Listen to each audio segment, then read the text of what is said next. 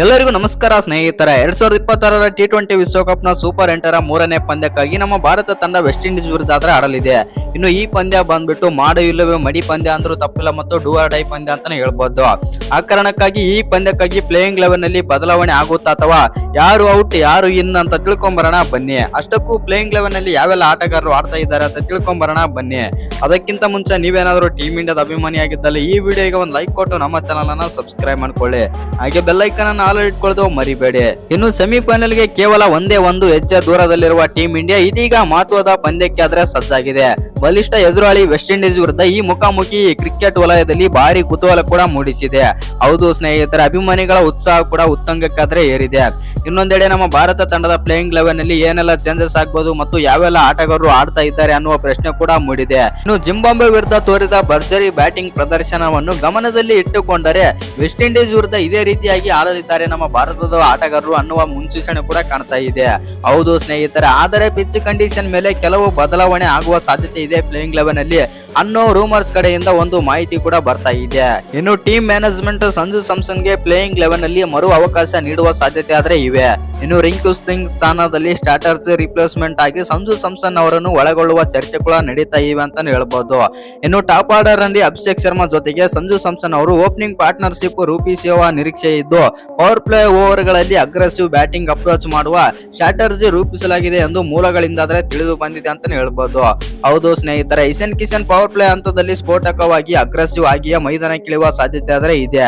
ಅದರ ಬಳಿಕ ಮಧ್ಯಮ ಕ್ರಮಾಂಕದ ಮತ್ತು ಮಧ್ಯಮ ಓವರ್ ಗಳ ಇನ್ನಿಂಗ್ಸ್ ಗಳಲ್ಲಿ ಸ್ಥಿರಗೊಳಿಸುವ ಜವಾಬ್ದಾರಿಯನ್ನು ಸೂರ್ಯಕುಮಾರ್ ಯಾದವ್, ತಿಲಕ್ ವರ್ಮಾ ಹಾಗೂ ಆಲ್ರೌಂಡರ್ ಗಳಾದ ಹಾರ್ದಿಕ್ ಪಾಂಡ್ಯ ಮತ್ತು ಶಿವಮ್ ದುಬೆ ವಹಿಸಿಕೊಳ್ಳಲಿದ್ದಾರೆ. ರನ್ ರೇಟ್ ಕಾಪಾಡುವುದು ಮತ್ತು ಸ್ಟ್ರೈಕ್ ರೊಟೇಷನ್ ಮಾಡುವುದು ಮತ್ತು ಅಂತಿಮ ಹಂತಕ್ಕೆ ವೇದಿಕೆ ಸಿದ್ಧಪಡಿಸುವುದು ಇವರ ಪ್ರಮುಖ ಪಾತ್ರ ಅಂತಾನೆ ಹೇಳ್ಬಹುದು. ಇನ್ನು ಇನ್ನಿಂಗ್ಸ್ ನ ಅಂತಿಮ ಹಂತದಲ್ಲಿ ಅಕ್ಷರ್ ಪಟೇಲ್ ಡೆತ್ ಓವರ್ ಗಳಲ್ಲಿ ಫಿನಿಶಿಂಗ್ ಸಪೋರ್ಟ್ ನೀಡುವ ನಿರೀಕ್ಷೆ ಆದ್ರೆ ಇದೆ.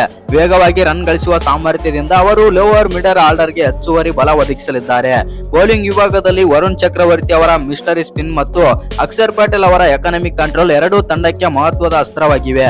ಇನ್ನು ಈ ಸ್ಪಿನ್ ಡ್ಯೂ ಎದುರಾಳಿಗಳನ್ನು ಒತ್ತಡಕ್ಕೆ ಸಿಲುಕಿಸುವಲ್ಲಿ ಪ್ರಮುಖ ಪಾತ್ರ ಕೂಡ ವಹಿಸಲಿದ್ದಾರೆ ಅಂತಾನೆ ಹೇಳ್ಬಹುದು. ಇನ್ನು ಇದೆಲ್ಲದರ ನಡುವೆ ಎಲ್ಲರ ಗಮನ ಕುಲ್ದೀಪ್ ಯಾದವ್ ಕಡೆ ಆದ್ರೆ ಇದೆ. ಹೌದು ಸ್ನೇಹಿತರೆ, ಸ್ಪಿನ್ ಕಾಂಬಿನೇಷನ್ ನಲ್ಲಿ ಅವರಿಗೆ ಸ್ಥಾನ ಸಿಗುತ್ತದೆ ಅಥವಾ ತಂಡ ಸಮತೋಲನದ ದೃಷ್ಟಿಯಿಂದ ಇದೇ ಕಾಂಬಿನೇಷನ್ ಮುಂದುವರಿಯುತ್ತದೆಯೇ ಎಂಬ ಪ್ರಶ್ನೆ ಕೂಡ ಉಳಿದಿದೆ ಅಂತ ಹೇಳ್ಬಹುದು. ಇನ್ನು ಇನ್ನೊಂದೆಡೆ ವೆಸ್ಟ್ ಇಂಡೀಸ್ ನ ಬ್ಯಾಟಿಂಗ್ ಲೈನ್ ಅಪ್ ಗೆ ಹರ್ಷದೀಪ್ ಸಿಂಗ್ ಮತ್ತು ಬೂಮ್ರಾ ಅವರ ಪೇಸ್ ಬೌಲಿಂಗ್ ದೊಡ್ಡ ಸವಾಲಾಗಿದೆ. ಹೊಸ ಚೆಂಡಿನೊಂದಿಗೆ ಸ್ಪಿಂಗ್ ಮತ್ತು ಡೆತ್ ಓವರ್ ಗಳ ಯಾರ್ಕರ್ ನಿಂದ ನಿಖರವಾದ ಈ ಜೋಡಿ ಒತ್ತಡ ಸೃಷ್ಟಿಸುವ ಸಾಮರ್ಥ್ಯ ಕೂಡ ಹೊಂದಿದೆ.